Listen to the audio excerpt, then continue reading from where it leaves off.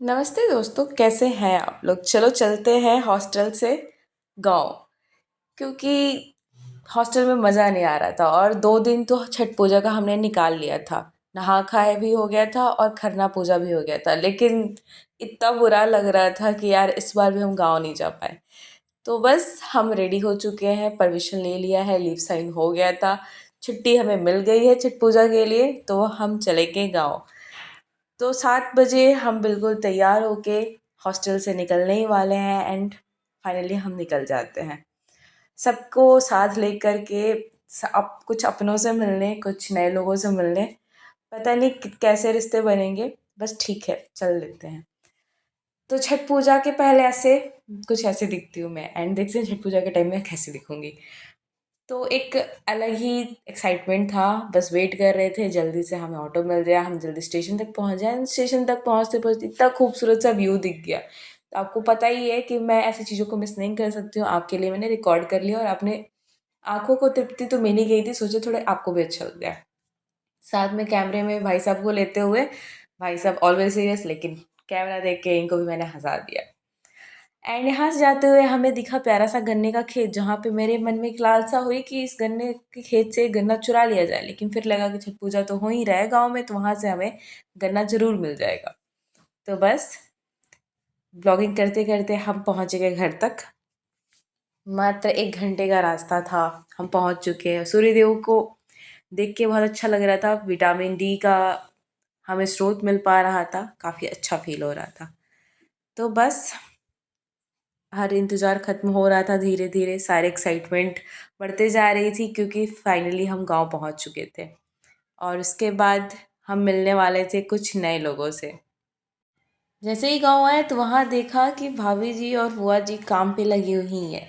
ठेकुआ महाप्रसाद बनाने की तैयारी चल रही है और इनका जो काम है सुबह से शुरू हुआ था, लगभग 1 बजे तक चला है, क्योंकि भंडारा भी करना था, साथ में कोशी भरना था और उसके साथ में कई सारी चीज़ें थी। तो सब कुछ करते करते कितनी हालात ख़राब हो जाते हैं इनसे पूछो। ठेकुआ खाना सबको पसंद है, लेकिन वो उस पर्सन से पूछो जो बना रहा होता है। घंटों 6-7 घंटे लग जाते हैं इस काम को करने के लिए, पैर सुन पड़ जाते हैं। मतलब ठीक है, इतना सारा स्ट्रगल करने के बाद में, बहुत बेहिसाब मेहनत करने के बाद में फाइनली महाप्रसाद बन के तैयार हो गया।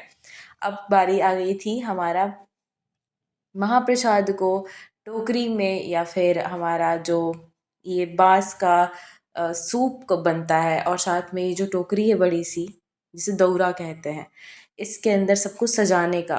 तो फाइनली सब कुछ सजा दिया गया है और यहाँ पे बुआ सब कुछ अपने हाथों से कर रही थी। इतने प्यारे से, इतने प्यारे ढंग से सब कुछ सजा के रेडी कर दिया था, बहुत ही मनमोहक व्यू था। बस हमने तो इंतज़ार था शाम का, शाम होते ही हमें जाना था घाट पे। और आप सबको पता है कि जूही कभी भी सजने संवरने का, साथ में फोटोशूट करने का कोई मौका नहीं छोड़ती है। तो यहाँ पर भी मैंने लोगों की बिल्कुल कुछ नहीं सुनी। मुझे पता था कि अगर फ़ोटोज़ मम्मी के पास जाएंगी या फिर कुछ लोग देखेंगे तो वो फिर से वही बोलेंगे कि तुम साड़ी में आंटी लगती हो। लेकिन मुझे कोई फ़र्क नहीं पड़ता, आप कुछ भी कम्प्लीमेंट करो, बट ये जो मेरा ट्रेडिशन है और ये जो साड़ी से मेरा प्यार है वो कभी कम नहीं होगा। मैं चाहे जो लगूँ, बट मुझे यही पसंद, पहनना पसंद है।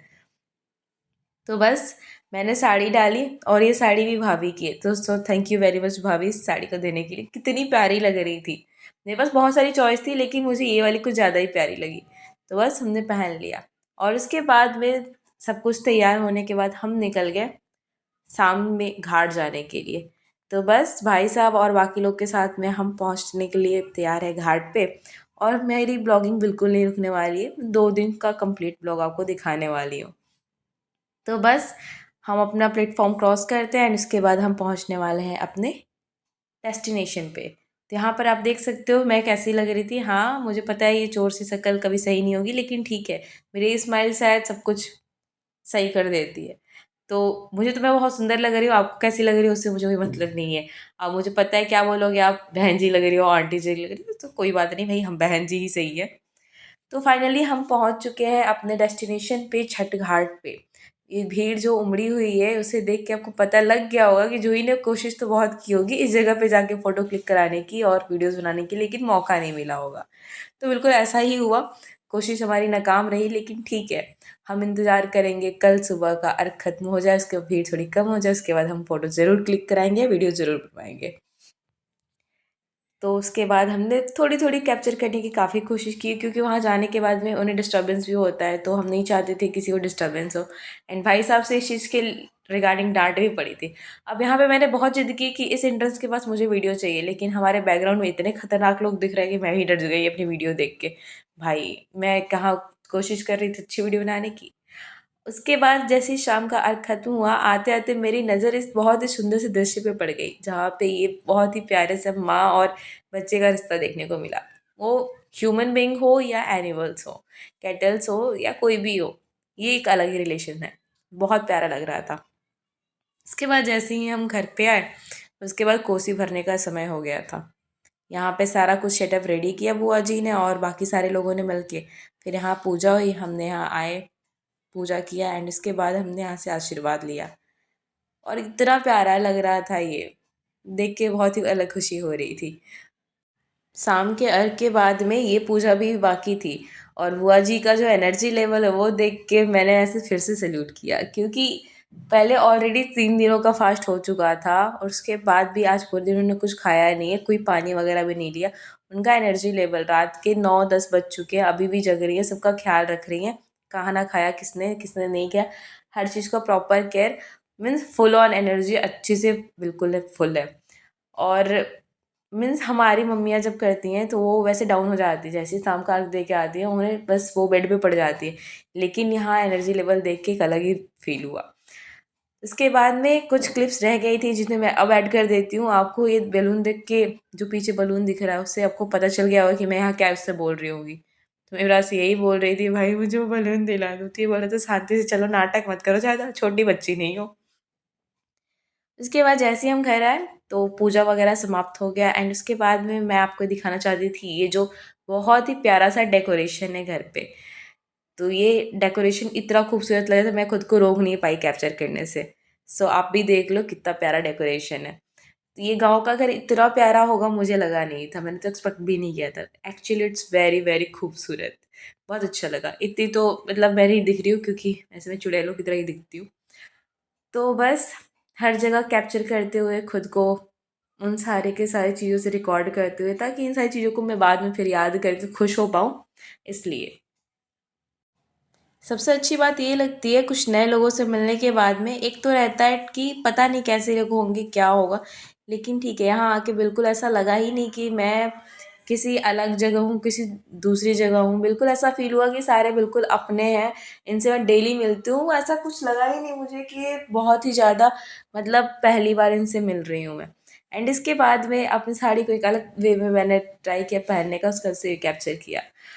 अब इन सारी चीज़ों के बाद हमें लग रही थी बहुत ही खतरनाक वाली भूख, तो फिर हमने किया प्रिपेयर पास्ता। तो इसमें सबसे ज़्यादा कंट्रीब्यूशन मेरे भाई साहब का है। एंड यहाँ पे मैंने की चॉपिंग एंड भाई साहब लग गए काम पे। यहाँ आप देख रहे हैं कि पास्ता वगैरह धो के इन्होंने बिल्कुल प्रिपेयर कर लिया बॉईल करके। तो हम भी कभी कभार कुकिंग कर लिया करते हैं, ऐसे आता तो बहुत कुछ है लेकिन हमारा एक अलग ही रूल है, बने रहो पगला काम करे अगला। तो इस वाले रूल पे अलग ही जीने में मज़ा आ रहा है, क्योंकि सबको लगता है वहीं से कुछ आता नहीं, बोलने कोई फ़ायदा नहीं, काम बिगाड़ देगी, तो मज़े ही मज़े। तो ऐसे जीने का एक अलग ही सुकून है। तो ये चीज़ सबको पता नहीं है, it's a top secret of me, तो इसलिए बने रहो पगला काम करे अगला। तो यहाँ पे कोरिएंडर चॉप करके भाई साहब ने यहाँ पे फाइनली गार्निशिंग कर दी है हमारे पास्ता की। एंड मुझे नहीं पता था कि पास्ता इतना खतरनाक बनने वाला है। Actually it's too spicy and yummy, मज़ा आ गया खा के। बाकी सारे लोग को तीखा लग रहा था, हमें भी तीखा लग रहा था, लेकिन खाने के बाद अलग ही सुकून मिला। तो इस तरह से नाइट का खाना खाकर हम सो गए एंड सुबह में जगे थे 4 बजे। सब कुछ स्नान वगैरह करके हम हो गए तैयार और हम निकलने गए सुबह के अर्घ के लिए। 6-10 हो गए थे, काफ़ी लेट हो गया था, लेकिन फिर भी सूर्यदेव को निकलने में वक्त था। तो हम पहुंच गए अपने डेस्टिनेशन पे वापस, घाट पे। भीड़ अभी भी उतनी ही है, भीड़ कम होने का नाम नहीं ले रही जब तक अर्घ सब दे नहीं लेंगे, जितने भी हमारे श्रद्धालु भक्त हैं। यहाँ पे आप देख सकते हैं कि जो भी महिलाएं हैं, जो भी माताएं बहनें हैं, वो इंतज़ार कर रही हैं कि सूर्यदेव कब निकलेंगे। कई लोग की तबीयत बिगड़ रही थी, लेकिन फिर भी हमारी बुआ जी का पेशेंस लेवल, हमारी बुआ जी का स्ट्रेंथ कितनी स्ट्रांग है वो आज देखने को मिल रहा था। वो बिल्कुल फुल कॉन्फिडेंस में अभी भी थी, फुल कॉन्फिडेंस में सब कुछ करने को तैयार। यहाँ पर भी मैंने कैप्चर करने की कोशिश की और उसके बाद में आपको दिखाते हैं कि युवराज ने कैसे बुआ जी का हेल्प किया एंड इसके बाद ये अपना जो सूप लाया उसे लेके पहुंच गए अर्घ दिलाने के लिए बुआ जी को। तो बस हम यहाँ पे सारा कार्यक्रम ख़त्म हुआ हमारा, फिर मुझे मौका मिल गया क्योंकि यहाँ पे अर्घ जैसे ही ख़त्म हुआ तो धीरे धीरे खाली होने लगा। फिर मैंने बहुत जिद की भाई साहब के सामने, मेरे को पिक क्लिक करना है रोने धोने के बाद में बहुत, तो उन्होंने मुझे अलाउ कर दिया एंड हमारी फ़ोटोज़ क्लिक भी कर ली। तो आते आते हमें सूर्यदेव के दर्शन हो गए, सोचा आपको भी दर्शन करा देती हूँ। एंड इसके बाद हमें एक और खूबसूरत सा लोकेशन मिल गया जहाँ पे बहुत सारी बर्ड्स थी वायर पे, तो मैंने वो भी कैप्चर कर लिया जो कि बहुत ही प्यारा लग रहा था। एंड ये सब कुछ कैप्चर करते करते हम पहुँच गए घर। घर जाने के बाद में अब तो वक्त आ गया था जो बुआ जी का उपवास था वो तोड़ने का, तो फिर भाभी जी लग गई अपने काम पे, पकौड़े वगैरह तलने थे। तो बस हम तो आके लेट गए थे, हम रेस्ट कर रहे थे, लेकिन भाभी जी भी बिल्कुल अपने हार्ड वर्किंग है, वो काम कर रही थी नॉन स्टॉप। उनका मैंने कल देखा, भाई हाउस वाइफ बनना बहुत टफ है, इट्स हेंस प्रूव्ड। मतलब सब कुछ आप कर रहे हो उसके बाद भी उसका कैलकुलेशन नहीं होता है कि आप कितने हार्ड वर्किंग हो, तो बहुत अच्छा नहीं फील होता होगा। ये तो मुझे समझ आया क्योंकि हमें बस अपने कॉलेज में जो वर्क करते हैं उसमें अप्रिशिएशन नहीं मिलता है तो हमें बुरा लगता है, और जो 24/7 इतना हार्ड वर्क कर रहा है उससे अप्रिशिएशन नहीं मिल रहा तो उसे कितना बुरा लगता होगा। तो उसके बाद जैसे ही खाना बन गया तो बुआ जी ने सबसे पहले जो महाप्रसाद और भोजन है जाके गाय माता को खिलाया, और कितने प्यार से गाय माता खा रही हैं ये देख के बहुत अलग ही खुशी हुई। वाह, बहुत ही अच्छा अनुभव हुआ। उसके बाद एक गाय माता को खिलाते हुए देख के दूसरी गाय माता भी आ गई, तो बुआ जी ने इन्हें भी बहुत प्यार से, भाई हम तो डर जाते, इतने नज़दीक तो हमसे जाया भी नहीं जाएगा, लेकिन ठीक है। इन सारी चीज़ों को कैप्चर युवराज ने किया है, तो थैंक यू युवराज इतना कोऑपरेट करने के लिए। एंड यहाँ पर भी एक माता जी खिला रही थी तो उसे भी कैप्चर इसने कर लिया है। उसके बाद में जैसे ही पूजा वगैरह सब समाप्त हो जाता है तो फिर एक कुछ दरवाजे पे भी किया जाता है ट्रेडिशन, तो यहाँ बुआ जी कर रही थी तो उसे भी मैंने रिकॉर्ड कर लिया था। यहाँ जब भाभी जी हमारी बना रही थी पकौड़े तो वहाँ पे मैंने इन्हें कैप्चर कर लिया था। वो भाभी तो मना कर रही थी नहीं मत खींचिए, अच्छा नहीं लगेगा ये वो, लेकिन ठीक है, दुनिया को तो पता चले कि क्या नॉर्मल कंडीशन होती है बिहारियों की। भाई पूजा करने भी जाओ, घाट पे भी जाओ, वहाँ भी आपको जाना ही है, इट्स कंपल्सरी, आप नहीं जाओगे हो ही नहीं सकते, यहाँ पे भी सब कुछ करना है। भाभी ने बिल्कुल सुबह सुबह जग के 2 बजे ही सब कुछ बना के रख दिया था, दाल चावल वगैरह सब कुछ। अभी बस पकौड़े से थे ताकि जैसी बुआ जी आए उन्हें पहले पारण करा दिया जाए।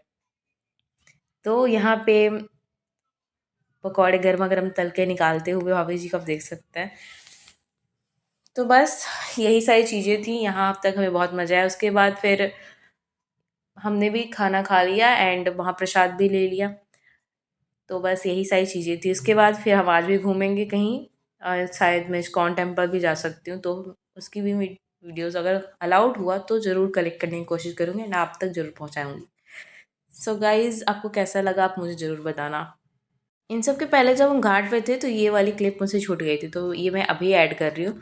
तो जैसे ही बुआ जी अर्घ देके के आई थी तो इन्होंने ऐसे 5 वुमेन्स को ऐसे सिंदूर बिल्कुल नाक से लेकर के ऐसे ऊपर तक लगाया, तो बहुत अच्छा लग रहा था। तो मैंने सबका ऐसा कैप्चर कर लिया था, बहुत खूबसूरत लग रहा था ये चीज़।